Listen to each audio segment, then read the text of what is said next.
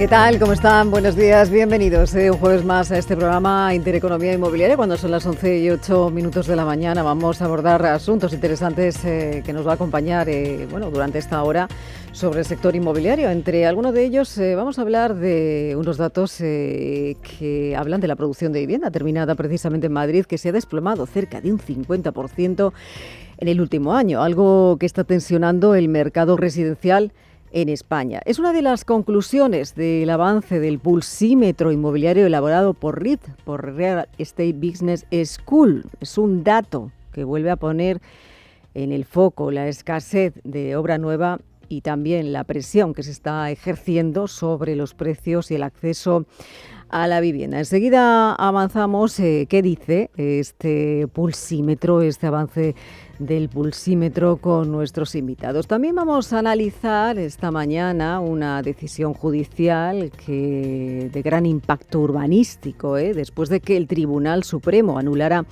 definitivamente el plan para desarrollar las antiguas cocheras de metro en Cuatro Caminos. Desarrollar ese plan, ese proyecto que contemplaba más de la construcción de 400 viviendas, también una torre de unos 100 metros y que llevaba una década sobre la mesa. El fallo del Supremo supone un varapalo para este recurso que plantearon la Comunidad de Madrid, el Ayuntamiento, Metro de Madrid y también la Cooperativa Residencial Metropolitan, encargados de llevar a cabo este proyecto y del que ahora no cabe más recursos, dejando el proyecto definitivamente anulado. Enseguida lo analizamos. Además, vamos a hablar también de la tensión dentro de ese mercado del alquiler, con la Asociación de Alquiler Residencial, con ASBAL, que advierte de esa preocupación de muchos propietarios ante la prolongación del llamado escudo social y también de la moratoria antidesahucios. Y conocemos cómo está trabajando también una asesoría legal especializada en la gestión patrimonial y también en la planificación de activos,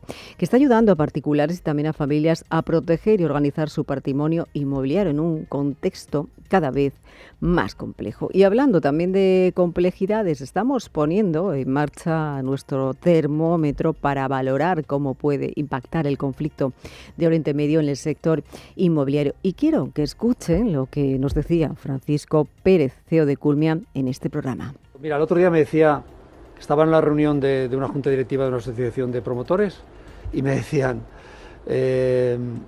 una persona que es promotora constructora y tiene una constructora mediana, me decía, hoy he recibido 5 burofax de proveedores diciéndome preventivamente que no me van a poder aguantar los precios que me habían dado para las obras que estoy haciendo. Preventivamente, dice.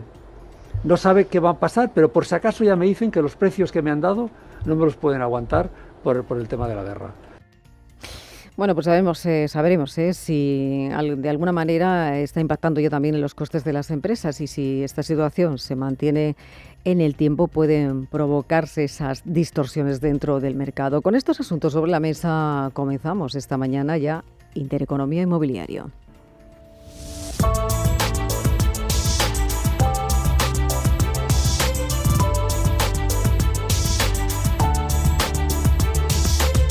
Elena Fraile dirige y presenta Intereconomía Inmobiliario.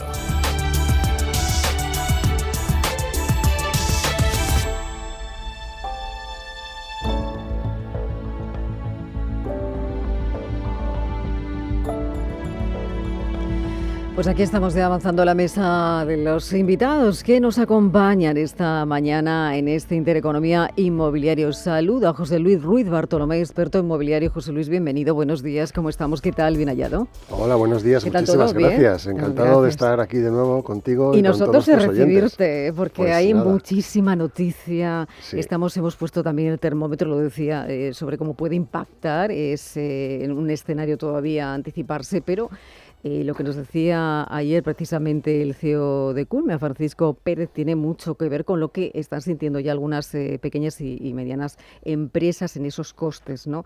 Y esto puede ir a más si esta situación se prolonga en el tiempo. Y no sé si te preocupa, José Luis, tienes en estos pocos días que llevamos de este conflicto internacional, ¿cómo se analiza desde el sector inmobiliario? Pues fíjate, yo creo que sí que hay, hay gente que ha echado el freno, o sea, que realmente sí que lo he notado en algún cliente que está un poco preocupado y esperando a ver qué pasa, ¿no?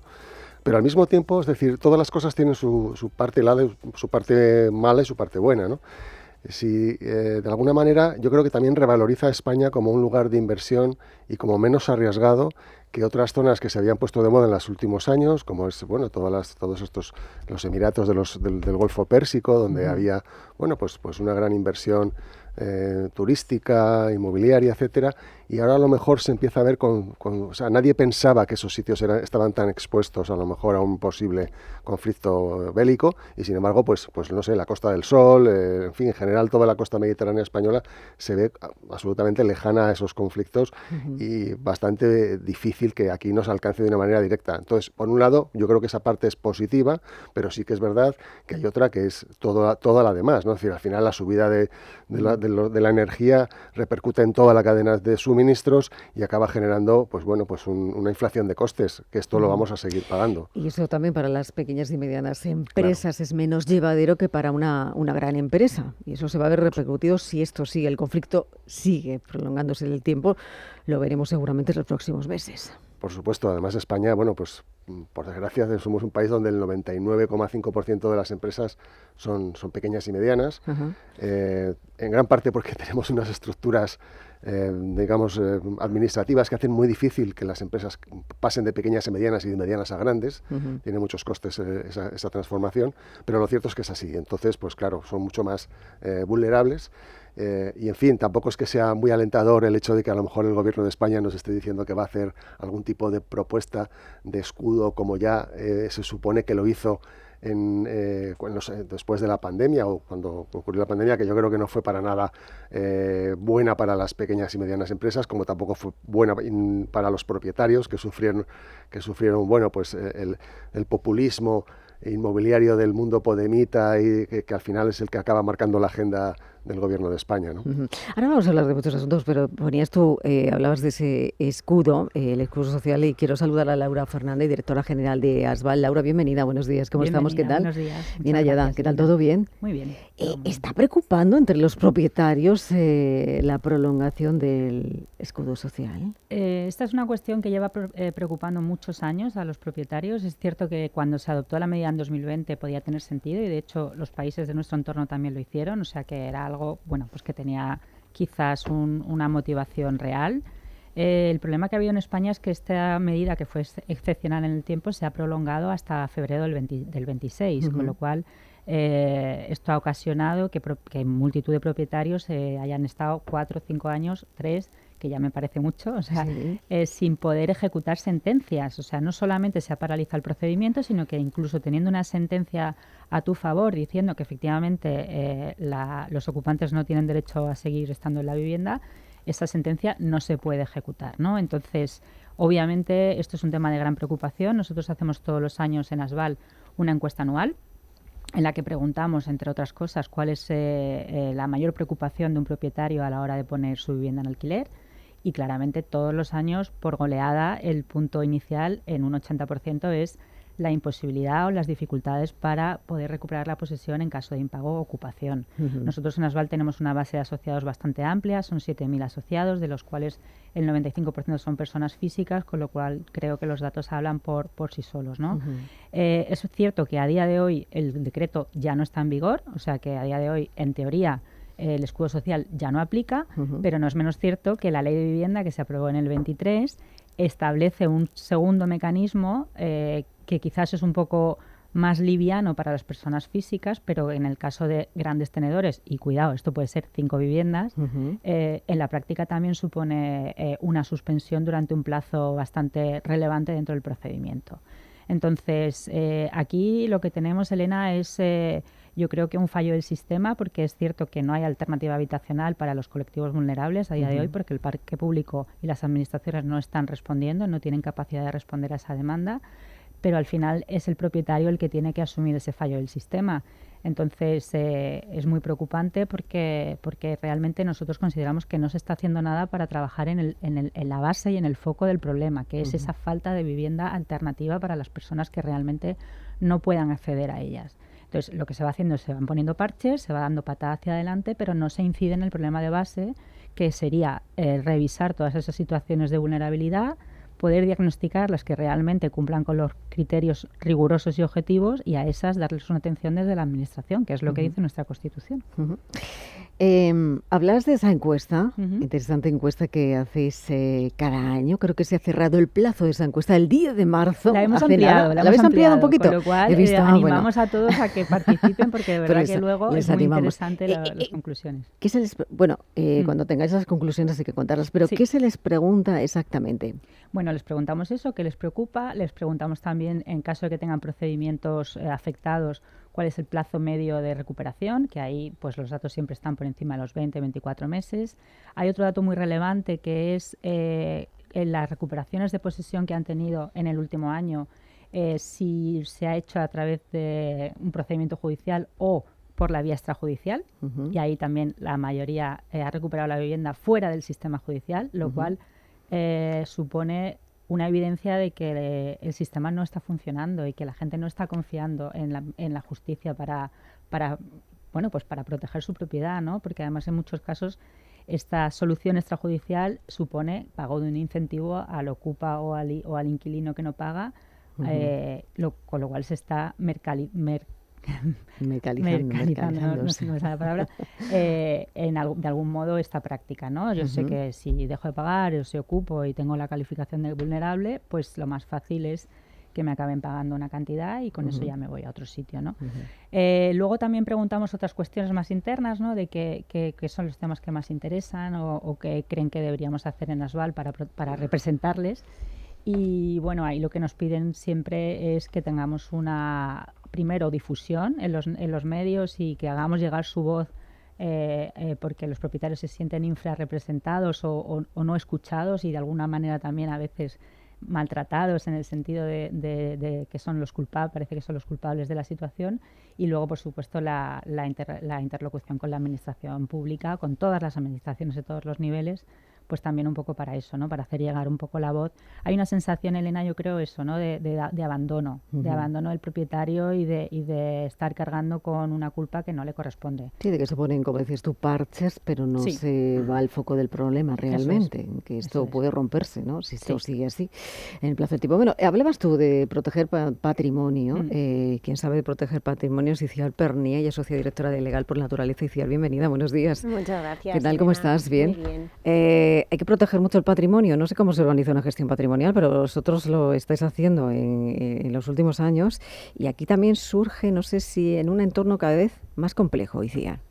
Sí, bueno, estoy totalmente de acuerdo con lo que comentan los compañeros, porque en este caso nosotros gestionamos el patrimonio a través de las herencias. Bueno, siempre la piedra angular, ¿no?, de donde partimos es, bueno, pues de una herencia que trae todo tipo de patrimonio, y a partir de ahí les ayudamos, ¿no? Siempre decimos que ayer fue el mejor momento para empezar a organizar ese patrimonio, esa gestión patrimonial y sucesoria, que también es un momento súper importante, que no pensamos en ello, ¿no? Porque parece que hablar de la muerte no mola.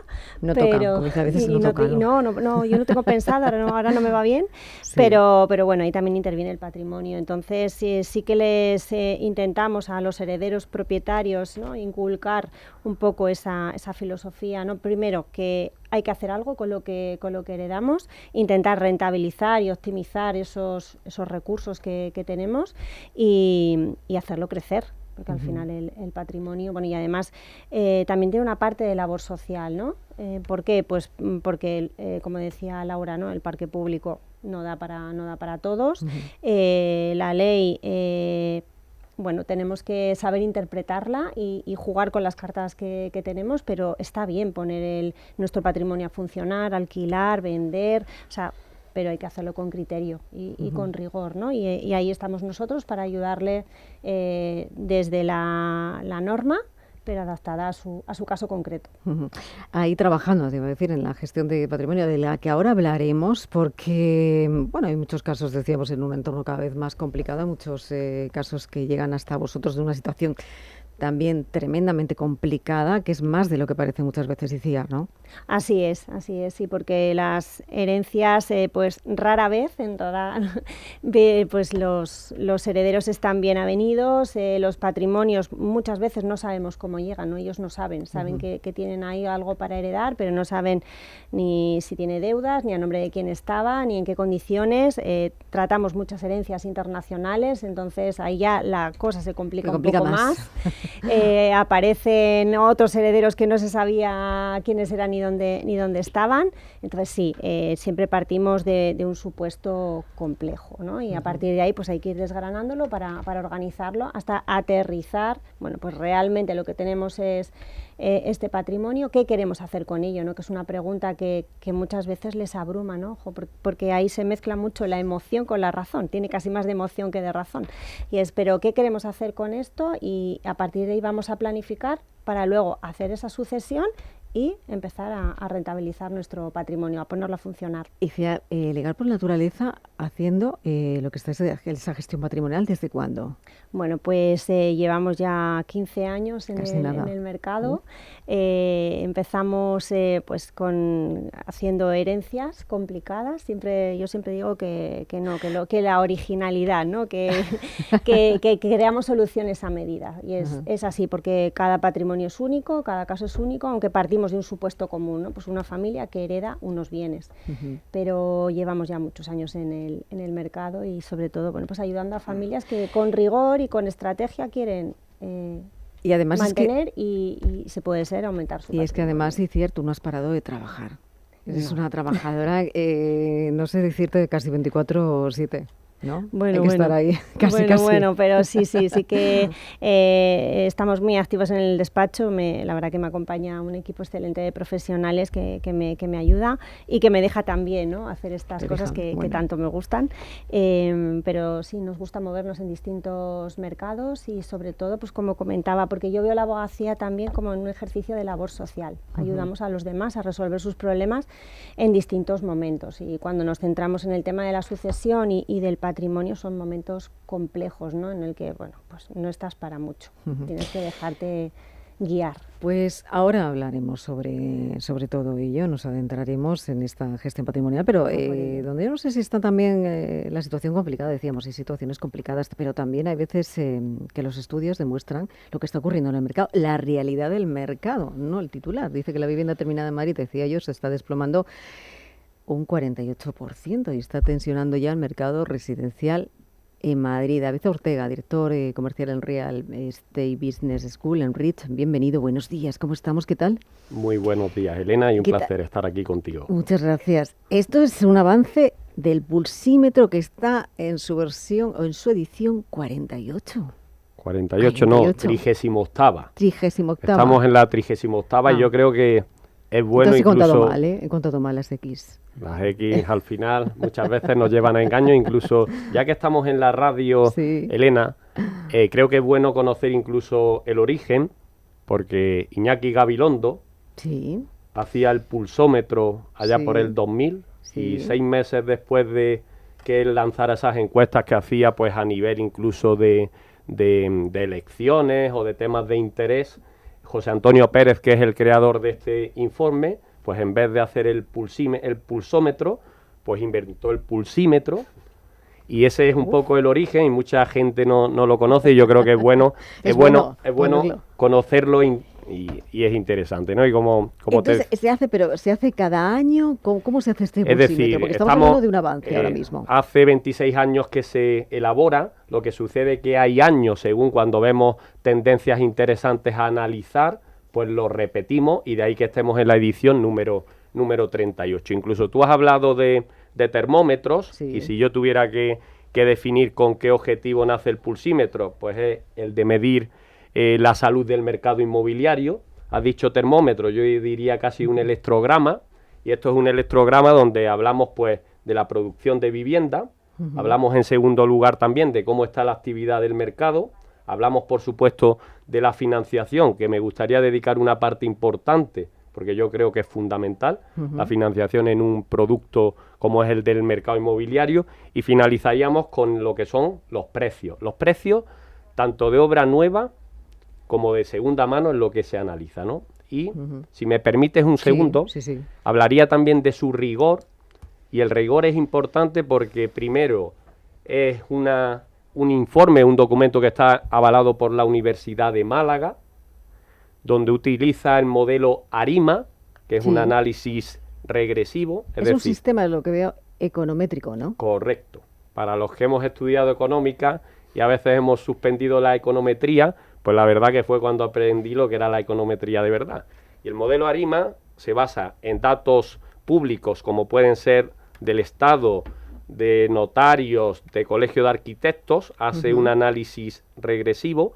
Luego hacemos una encuesta personalizada a lo que es el ecosistema de Real Estate Business School, que está compuesto por más de 17.000 profesionales del sector inmobiliario que representan toda la cadena de valor, donde se les lanza unas encuestas para que ellos valoren la situación actual desde su posición. Y en tercer lugar, lo de ARIMA, las dos últimas siglas, se hace una modelización automatizada que lo que hace es hacer una previsión o unas tendencias de lo que es el futuro. Entonces, ese rigor siempre me gustaría sobre todo destacarlo y hacer hincapié. Y entrando más concretamente en el titular, Elena, que has comentado. Sí, es lo que dice el avance. Correcto. Titula así. El avance nos habla, porque nosotros hay un indicador importante, las viviendas visadas que se analizan en el informe para nosotros tienen un rol importante, pero los dos indicadores más importantes a nivel de producción de viviendas son las viviendas iniciadas y las viviendas terminadas. Si nos centramos en la Comunidad de Madrid, este avance del pulsímetro inmobiliario nos indica que en el 2024 se acabaron 23.500 viviendas con certificado final de obra, y en este 2025 el informe nos dice que se van a terminar 12.500 viviendas, es decir, un 48% de desplome en lo que ¿Esto qué significa en el mercado? Eso significa pues lo siguiente, es decir, si cuando hablamos de la Comunidad de Madrid estamos hablando de que anualmente se generan 35.000 hogares, que son el análisis que de distintos informes se conoce o se habla en el sector, y estamos produciendo solo 12.500 viviendas de obra nueva, pues como podéis imaginar, la demanda duplica lo que es la capacidad de producción que estamos teniendo en la Comunidad de Madrid. ¿Qué hace eso? Provoca un alza de precios. Os doy otro dato, otro número y otro indicador.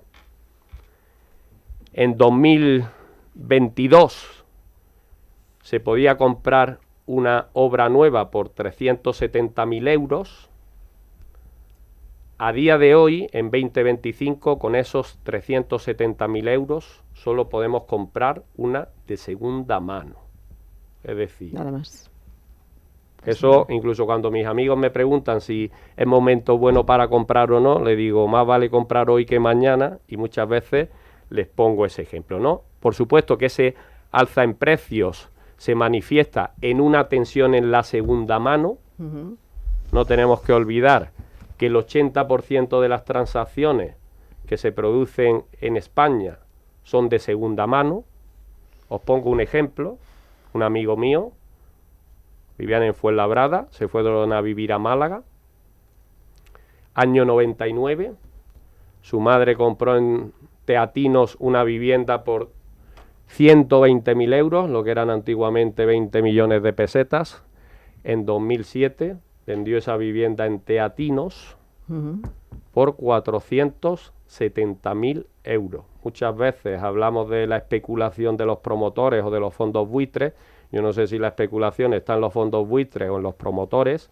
Quizá la especulación está en el particular o en el mercado de segunda mano. Entonces, esa tensión en la segunda mano hace que incluso los precios, pues también en la segunda mano estén subiendo, ¿no? Y me quedo con el problema principal, con esa emergencia habitacional, ese acceso a la vivienda, que yo creo que es el problema fundamental que se está produciendo en la comunidad y qué es lo que se deduce, digamos, de este estudio, y después podríamos hablar pues de los planes VIVE y de muchas cosas más. Luego hablamos, porque quería poner sobre la mesa de lo que avanzábamos al principio, lo que avanzaba hablando de esas cocheras de metro de Cuatro Caminos. José Luis, decíamos que ha sido una decisión, o está siendo una decisión judicial de gran impacto, supone dejar fuera de este planeamiento urbanístico 400 viviendas con una torre. ¿Qué es lo que ha ocurrido? Porque es un proyecto que llevaba desde el año, creo, 2014 sobre ese planeamiento. El Supremo dice que no se puede construir, es decir, que el proyecto queda definitivamente anulado. ¿Qué supone esto para Ciudad de Madrid? ¿Y cómo se pone en contexto? Elena, yo creo que más o menos este programa nació a la vez que se en el 2014-13 cerró esta operación. Efectivamente, lo recuerdo. Nosotros somos ellos. Yo ya estaba aquí con vosotras acompañándoos en esta tertulia inmobiliaria desde que se fundó, desde que se creó, que yo además en esa época venía muchísimo por aquí. Sí, correcto, empezábamos a hablar de Socimis. Claro, y de muchas más cosas. Sí. Y esta operación la hablamos en su momento. Entonces, claro, cuando surge esta noticia esta semana, dices, pero es posible que después de tantos años estemos de nuevo de vuelta a la casilla de salida, porque este es uno de los grandes problemas que tiene el urbanismo en España, que cuando tienes un problema, como ha sido en este caso, una cuestión de tipo formal, te devuelve a la casilla de salida, no es subsanable, no es que vuelvas un pasito atrás o 2 pasos atrás, sino que tienes que volver al punto de partida. A 2014, volvemos al proyecto inicial. Claro. Porque entonces, vamos a ver, yo creo que es muy... O sea, en primer lugar hay que pensar que esto... quien vende estos terrenos es Metro de Madrid, es decir, es una administración pública, ¿vale? Para que todo el mundo lo localice, es visible, muy visible, porque estás justo en la glorieta de Cuatro Caminos. Claro, o sea, es un sitio que todos los madrileños y muchos de los que no son de Madrid, pero han venido a la capital, saben cuál es el sitio, porque es un sitio muy reconocible. Entonces, claro, es un solar maravilloso, o sea, es un terreno que parece absolutamente mentira que en estos momentos esté en esta situación y que no se le esté dando el uso. Es más, las reacciones que se están produciendo estos 2 días en las redes sociales es de, ¿cómo que solo 400 viviendas? ¿Por qué no han hecho ahí 2.000? Si es que caben. Es verdad, es que yo creo que tenemos que quitarnos los complejos de tantas zonas verdes y de tanto no sé qué, que hay de todo, porque es un sitio que está tan bien ubicado, que lógicamente tiene todo tipo de dotaciones y de servicios públicos alrededor, y que por tanto no tiene que generar una aportación especial o distinta, y sin embargo se lo han cargado. Y quiero decir que al final los cooperativistas, que son los grandes perjudicados, 12 años que llevan, claro, yo hablaba el otro día con la gestora que lleva esta cooperativa y te decía, bueno, pues mucha gente, lógicamente, que empezó en esto, que estaban casados y en el camino se han divorciado.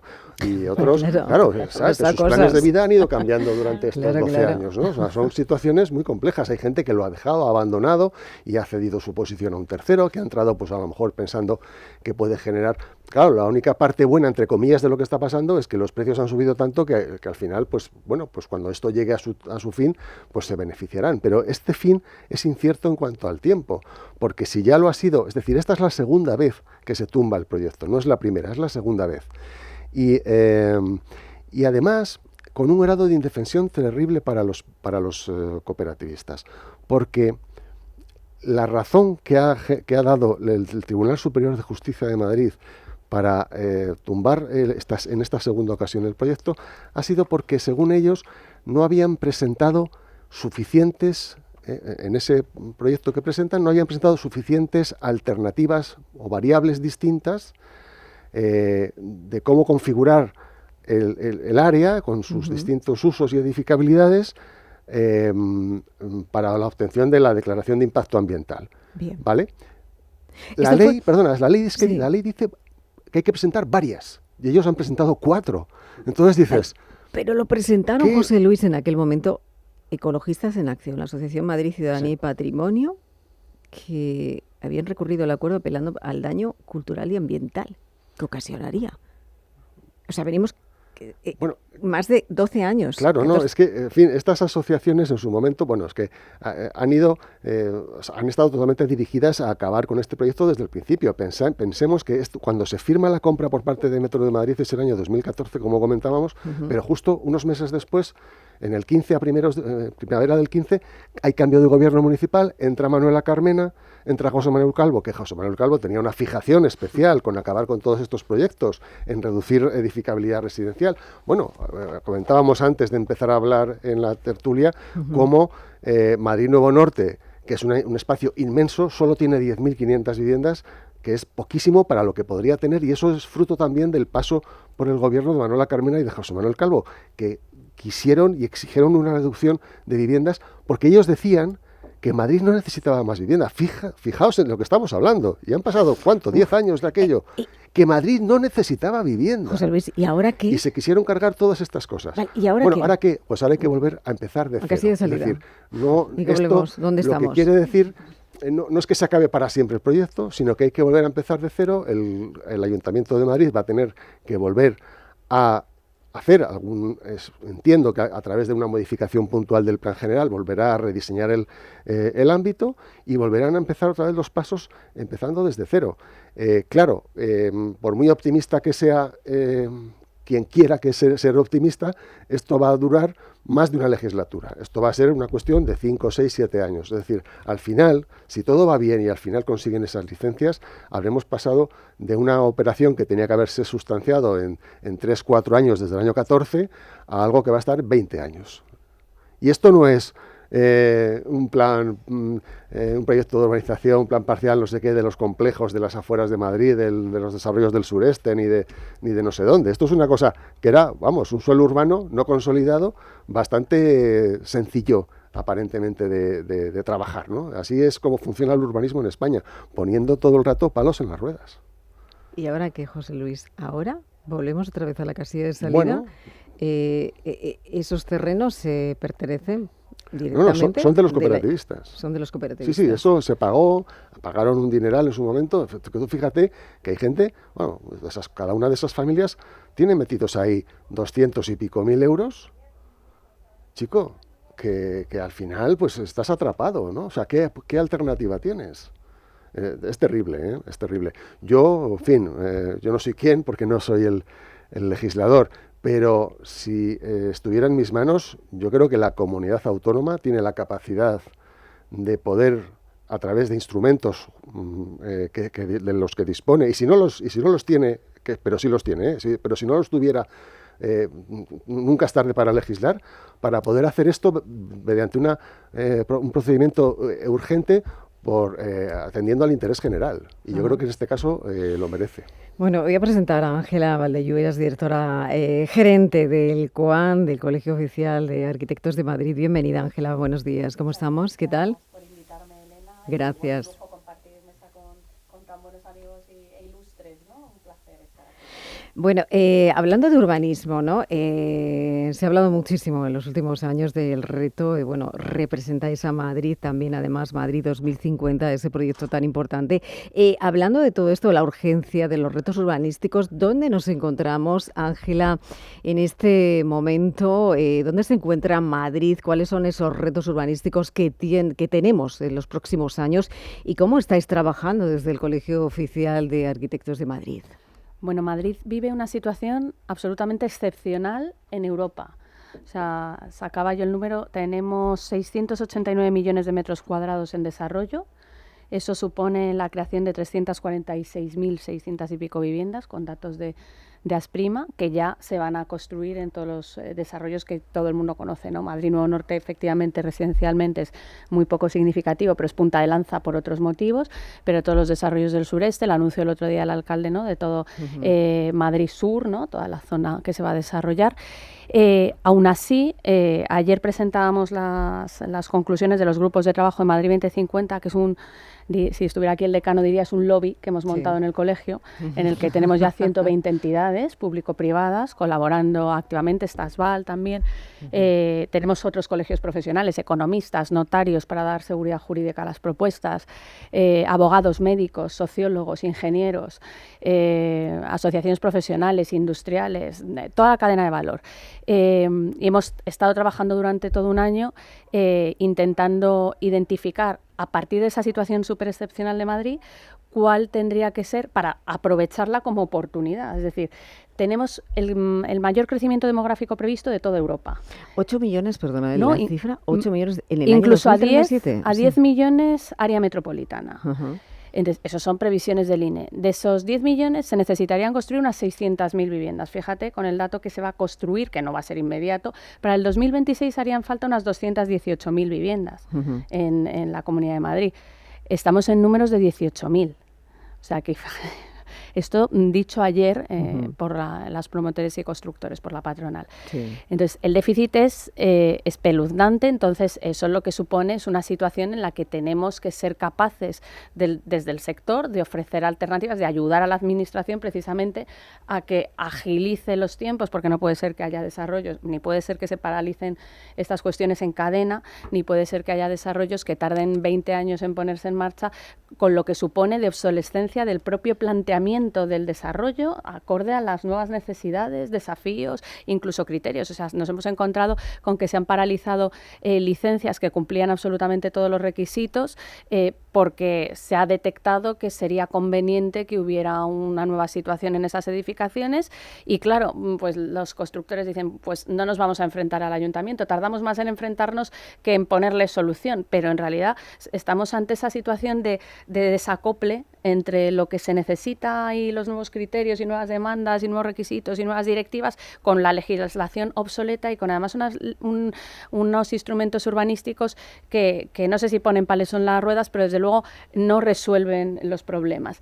Pero yo aquí sí que quiero romper una punta de lanza a favor de la comunidad y del ayuntamiento, pero muy especialmente de la comunidad y del equipo de Sara Aranda, porque precisamente toda la nueva ley líder, que ahora mismo está en información pública, lo que habilita es un cambio de paradigma radical en el que se van a establecer dos nuevos instrumentos de planificación, que son los planes estratégicos municipales, que es en el que se apoya el que está ya desarrollando el ayuntamiento, pero al amparo de este marco regulatorio regional.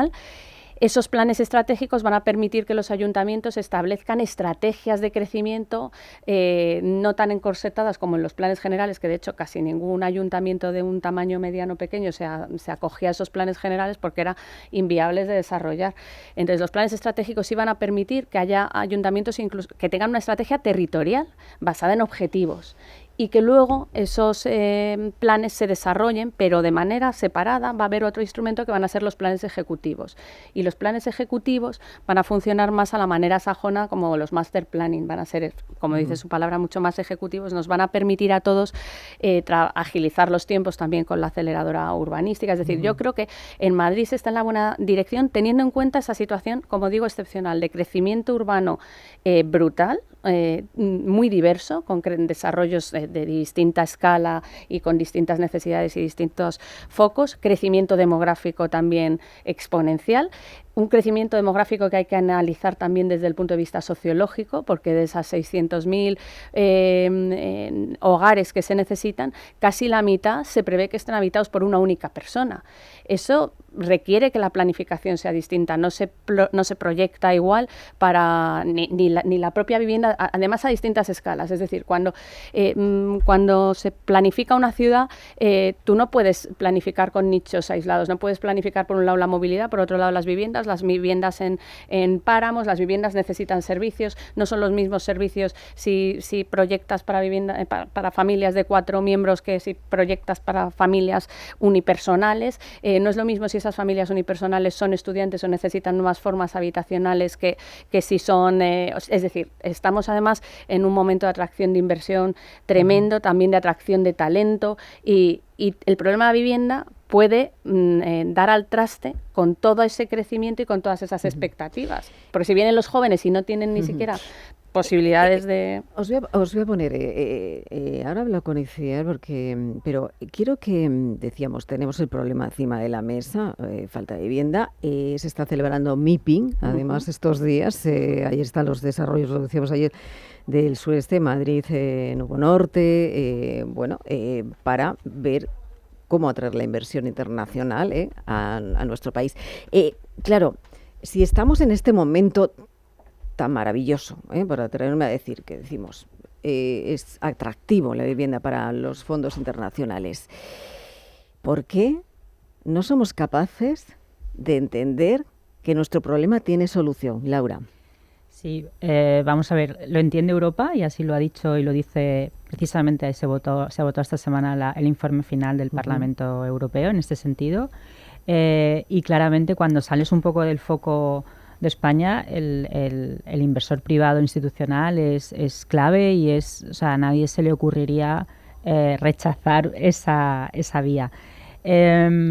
Aquí, ¿qué es lo que pasa en España? Pues para mí hay dos cuestiones fundamentales. Una, desde la Administración, con excepciones, como la Comunidad de Madrid en particular, que yo creo que es la que está haciendo una labor más importante, de hecho está en MIPIM, de esa acogida, ¿no?, a los inversores institucionales, pero con carácter general, y de hecho ha habido manifestaciones públicas específicas desde la Administración Central y desde el Ministerio de Vivienda, pues estos fondos internacionales pues no son bienvenidos para hacer vivienda. Para otras cosas sí, pero para vivienda no. Entonces ese punto, que parece que es algo que no tiene tanta importancia, tiene más importancia de la que parece, porque no olvidemos que el perfil de estos fondos es un perfil muy institucional, con inversores conservadores, en su mayoría pensionistas, ahorradores de otros países, y ante la posibilidad de elegir varios mercados o varios productos en los que invertir, pues meterse en uno que puede tener un daño reputacional, pues también pesa a la hora de tomar decisiones de inversión. Entonces, todo el ruido que se genera alrededor de este sector o de estos fondos tiene un impacto mucho mayor del que se piensa. Esto por la parte un poco de la recepción, ¿no? Y luego por ya las decisiones particulares de los inversores.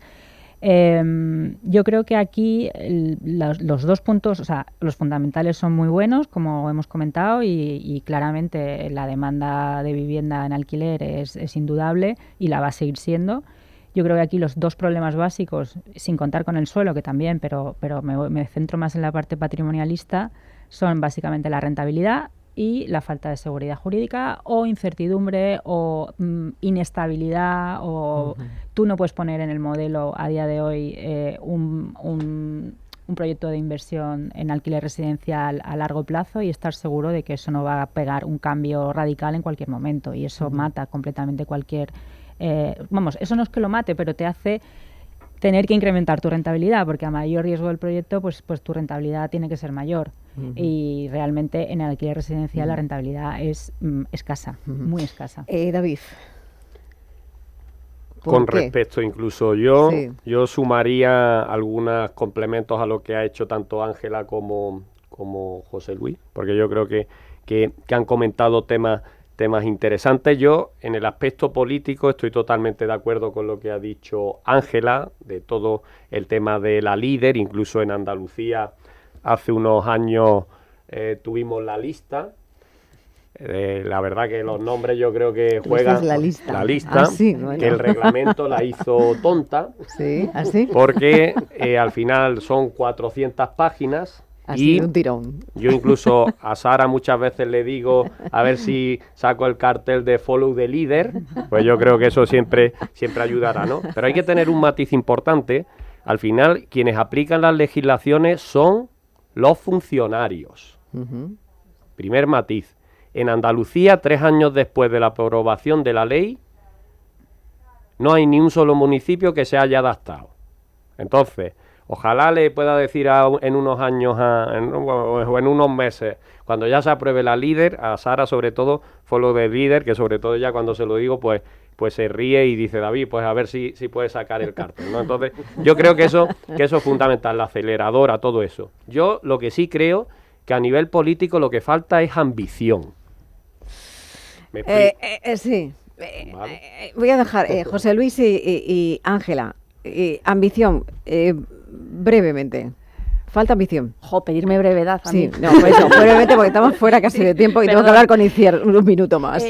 Ambición total. Nosotros hemos montado un foro urbano internacional, hemos traído 8 ciudades de referencia a hablar de estas cuestiones. En vivienda, Tokio y Viena, que son 2 referentes completamente opuestos. Liberalización, todo lo que se puede hacer, todo lo que no se puede hacer. Tienen exceso de vivienda y han contenido los precios. Viena es con gestión pública pura y dura también y profesionalización del alquiler, pero desde la supervisión inversión pública. Falta ambición, falta confianza en los técnicos, falta efectivamente que los que tienen que aplicar las leyes sean más colaborativos y falta, yo creo también, una visión absolutamente integral del urbanismo que integre movilidad, espacio público, regeneración urbana muy importante, redensificación para el tema que estamos hablando va a jugar un papel importantísimo y que tenga esa visión integral y que en el Excel de la rentabilidad seamos capaces también de integrar otros valores que no se están contabilizando en los retornos financieros, pero que efectivamente habría que contabilizarlos porque tienen un retorno para la sociedad. Es decir, la administración tiene que entender que todas estas operaciones de redensificación de nuevos barrios, etcétera, tienen un retorno financiero en términos de aumento de actividad económica, de reducción de gasto sanitario, de calidad, es decir, pero que es clarísimo y que nos lo dicen los médicos, nos dicen, aumenta la esperanza de vida, tu esperanza de vida depende más del código postal que del código genético, porque el 80% de tu salud no depende del sistema sanitario, depende del entorno que habitas. Eso lo dicen los médicos y eso repercute en economía, en actividad, en un montón de temas. Y eso no se está contabilizando, ni monetizando, ni metiendo en las páginas Excel. Eso se lo voy a proponer para el pulsímetro, el próximo pulsímetro, para que lo cogemos. Coges ahí. José Luis. Bueno, yo muy breve, Sí. pero un asunto del que no, o sea, está sobrevolando en la mesa y no hemos aterrizado sobre él. Si tú miras los gráficos que proporciona el Banco de España sobre la producción de vivienda y la creación de hogares, desde el fin de la crisis hasta el año 2021 hay un encaje prácticamente pleno, es decir, se crean las mismas viviendas que los hogares que se crean, pero a partir del año 21 el salto es dramático, es brutal, y eso significa, o eso tiene una razón, que es que el Gobierno de España decidió a partir de un momento determinado que el crecimiento del Producto Interior Bruto de España iba a ser a base de inmigración masiva. Y si estamos metiendo en el país 500.000 ciudadanos de media nuevos al año, por mucho que intentemos desde la Comunidad de Madrid, desde el Ayuntamiento, desde el Colegio de Arquitectos, desde donde queramos, las costuras están reventando y es imposible que el sector se adapte a producir 3 veces o 4 veces lo que venía produciendo hace 4 años de manera sostenida. Me estás empezando a preocupar. Bueno, es que es la Es la realidad. realidad. ¿Puedo Sí, añadir David, un matiz a lo que ha dicho José Luis? Y me baso en datos del pulsímetro. En España, en el año 2006, se visaron 920.000 viviendas. Hoy, o a fecha de hoy, nos vamos a quedar en 95.000. Si nos centramos en las viviendas iniciadas en Madrid en el 2003, se visaron 78.000 viviendas. Este año, probablemente, no se inicien o no se más de 17.500 viviendas. Es decir, ¿qué problema vamos a ir teniendo? Nos hace falta duplicar producción de viviendas iniciadas y la clave, vuelvo a decirla, la clave es la financiación. Si la banca y los fondos no juegan un papel importante, difícilmente vamos a tener la capacidad de duplicar viviendas iniciadas. Hago hincapié en ese matiz. 2026 vamos a mejorar un poco las terminadas, pero no vamos a lograr superar las 15.000 terminadas y voy a seguir perdiendo 7 años después más de 100.000 viviendas en España que no las pasamos. Iciar, no nos queda tiempo, te vas a tener que venir, pero yo quería preguntarte, hay una pregunta importante dentro de lo que es el despacho legal por naturaleza, hablamos de esas herencias, pero también qué peso tiene esa optimización fiscal en la rentabilidad final del patrimonio inmobiliario, que también es importante. Muy mucho, ¿Sí? muy mucho. Como decían los compañeros, la administración no ayuda nada a los propietarios ni a los inversores. Nosotros en el despacho vemos esas dos posiciones, ¿no? El inversor que quiere venir a España porque sigue siendo un lugar apetecible por muchos motivos. El mercado inmobiliario da rentabilidad, pero es cierto, ¿no? Pues con lo que decía Ángela, es que en el modelo no metemos otras muchas variables a tener en cuenta. El inversor desconoce bastante cómo funciona la fiscalidad en España y luego se encuentra pues con sorpresas desagradables, ¿no? Porque luego Hacienda llama a su puerta y usted no me ha dicho que aquí tiene inversiones y esto funciona de otra manera a como en su país o como él pensaba o le han contado, ¿no? Y luego el tema población, ¿no? Está creciendo muchísimo la población, los propietarios les estamos trasladando esa obligación que realmente no es suya, ¿no? De dar soluciones habitacionales. Se está cambiando el modelo, ya el alquiler tradicional, bueno, pues muchos propietarios deciden cambiarlo, pues un alquiler turístico, un alquiler por habitaciones, porque es mucho más rentable. Y bueno, y también mejora su fiscalidad. Entonces, pues hablaremos, decías, de mejorar la fiscalidad, sí. ¿Te parece? Me parece Vamos estupendo. a hacer un cursillo para que la gente lo entienda, para que el oyente lo entienda. Vamos a hacerlo, si te parece, otro día. Claro que sí, yo creo que tenemos también una misión, ¿no? De divulgar de esas píldoras, pequeñas píldoras formativas que bueno, pues que el ciudadano de a pie, porque todos, ¿no? En nuestra día a día, nuestra posibilidad, pues todos tenemos nuestros ahorros, una pequeña inversión o un deseo de, y hay que estar informados. Claro que Eso es. Pues muchísimas gracias, Iciar, Laura, David, Ángela, David. Gracias, Laura, también. Y no nos queda más tiempo. Nosotros volvemos la semana que viene.